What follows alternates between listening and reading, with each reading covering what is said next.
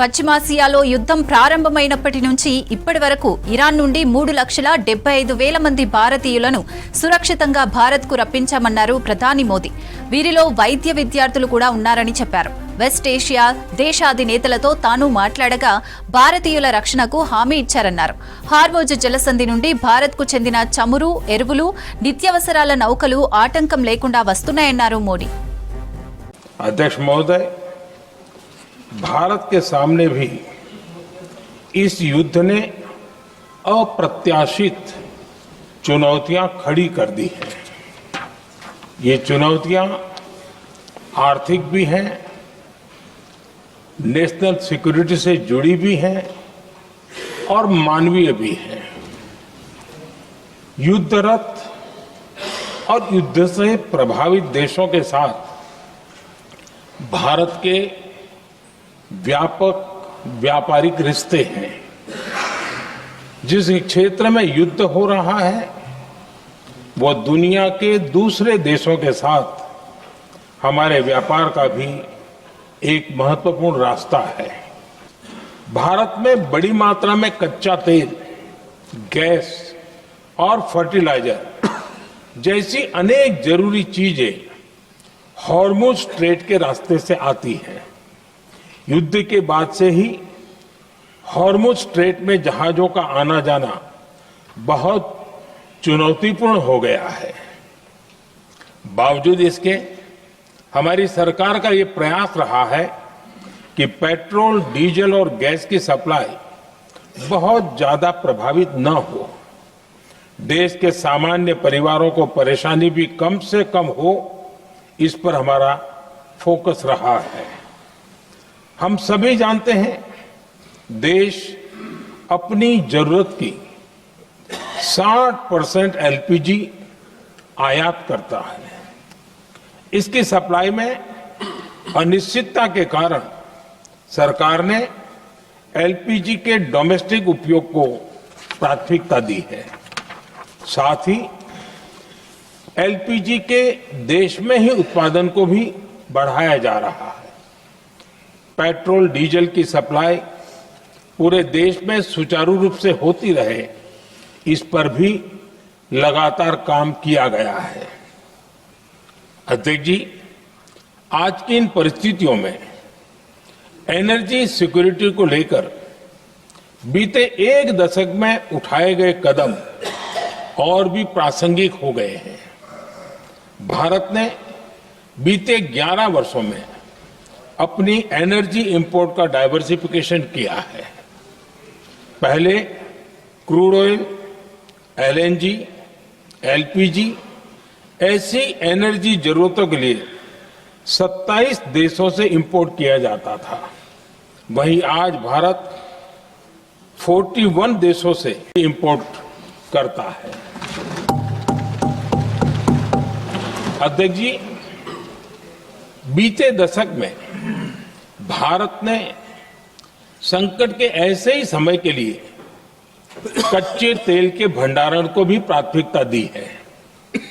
आज भारत के पास 53 lakh metric ton से अधिक का स्ट्रेटेजिक पेट्रोलियम रिजर्व है और 65 लाख मीट्रिक टन से अधिक के रिजर्व की व्यवस्था पर देश काम कर रहा है। हमारी तेल कंपनियों के पास जो रिजर्व रहता है वो अलग है। बीते 11 वर्षों में हमारी रिफाइनिंग कैपेसिटी में भी उल्लेखनीय वृद्धि हुई है। अध्यक्ष जी, सरकार अलग अलग देशों के सप्लायर्स के साथ भी लगातार संपर्क में है।